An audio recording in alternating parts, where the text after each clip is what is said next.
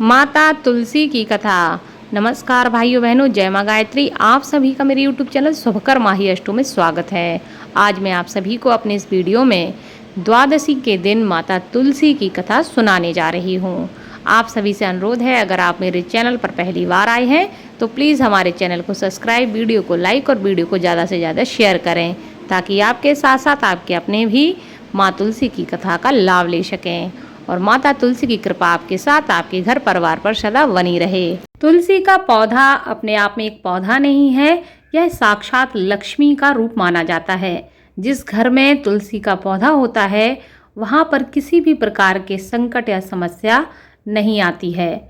ऐसा माना जाता है जिस घर में तुलसी होती है उस घर में माता लक्ष्मी स्वयं निवास करती हैं और नारायण का आशीर्वाद उस घर पर सदा बना रहता है। अगर आपके घर में कोई विपत्ति आने वाली होती है तो तुलसी उस विपत्ति को अपने ऊपर ले लेती है। तो तुलसी एक पौधा नहीं है, यह साक्षात ईश्वर का रूप है और इसकी कथा सुनने से आपको पुण्य फल की प्राप्ति होती है। भागवत पुराण के अनुसार एक बार भगवान शिव ने अपने तेज को समुद्र में फेंक दिया था। उससे एक महातेजस्वी बालक ने जन्म लिया। यह बालक आगे चलकर जालंधर के नाम से पराक्रमी दैत्य राजा बना। इसकी राजधानी का नाम जालंधर नगरी थी। दैत्यराज कालनेमी की कन्या वृंदा का विवाह जालंधर से हुआ था। जालंधर बहुत बड़ा राक्षस था। अपनी सत्ता के मद में चूर उसने माता लक्ष्मी को पाने की कामना से युद्ध किया, परंतु समुद्र से ही उत्पन्न होने के कारण माता लक्ष्मी ने उसे अपने भाई के रूप में स्वीकार किया था। वहां से पराजित होकर वह देवी पार्वती को पाने की लालसा से कैलाश पर्वत पर गया। भगवान महादेव शिव का ही रूप रखकर वह माता पार्वती के समीप पहुंच गया, परंतु मां ने अपने योग बल से उसे तुरंत पहचान लिया और वहां से अंतर्ध्यान हो गईं। देवी पार्वती ने क्रुद्ध होकर सारा वृतांत भगवान विष्णु को सुनाया। जालंधर की पत्नी वृंदा अत्यंत ही पतिव्रता स्त्री थी। उसी के पतिव्रत धर्म की शक्ति से जालंधर को कोई भी नहीं मार सकता था और ना ही उसे कोई पराजित कर सकता था। इसलिए जालंधर का नाश करने के लिए वृंदा के पतिव्रत धर्म को भंग करना आवश्यक हो गया था। इसी कारण भगवान विष्णु ऋषि का भेष रखकर वन में जा पहुँचे, जहाँ वृंदा अकेली भ्रमण कर रही थी। भगवान के साथ दो मायावी राक्षस भी थे, जिन्हें देखकर वृंदा भयभीत हो गई। ऋषि ने वृंदा के सामने पल में दोनों को भस्म कर दिया।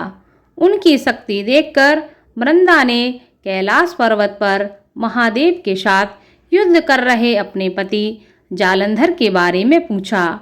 ऋषि ने अपनी माया जाल से दोनों बानर प्रकट किए और बानर के हाथ में जालंधर का सिर था तथा दूसरे हाथ में धड़ था। अपने पति की यह दशा देखकर वृंदा मूर्छित हो गई। होश में आने पर उन्होंने ऋषि रूपी भगवान से विनती की, आप मेरे पति को जीवित कर दें। भगवान ने अपनी माया से पुनः जालंधर का सिर धड़ से जोड़ दिया, परंतु स्वयं ही वह उसी शरीर में प्रवेश कर गए। वृंदा को इस छल का जरा भी आभास न हुआ। जालंधर बने भगवान के साथ वृंदा पतिव्रता का व्यवहार करने लगी, जिससे उसका सतीत्व भंग हो गया। ऐसा होते ही वृंदा का पति जालंधर युद्ध में हार गया।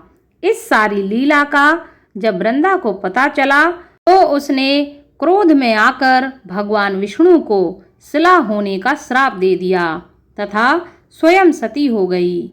जहाँ वृंदा भस्म हुई वहाँ तुलसी का पौधा उगा।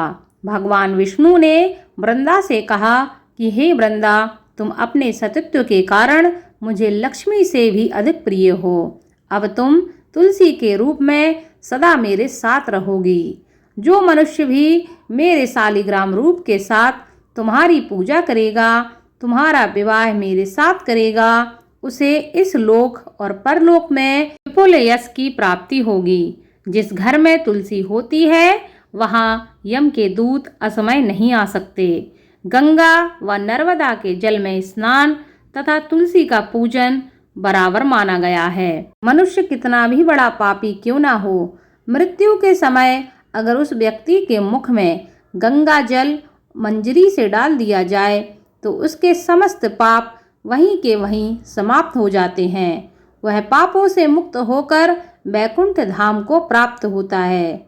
जो मनुष्य तुलसी व आंवले की छाया में अपने पितरों का श्राद्ध करता है, उनके पितरों को मोक्ष प्राप्त हो जाता है।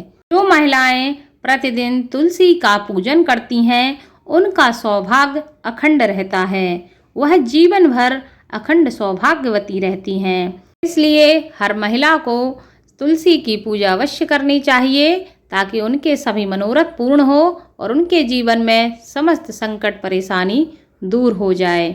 बोलो माता तुलसी की जय हो। आपको यह कथा अच्छी लगी हो तो इस कथा को ज़्यादा से ज़्यादा शेयर करें, वीडियो को लाइक करें, चैनल को सब्सक्राइब करें और बेल आइकन को अवश्य दबाएं ताकि आने वाले वीडियो की नोटिफिकेशन आप सभी को मिल सके।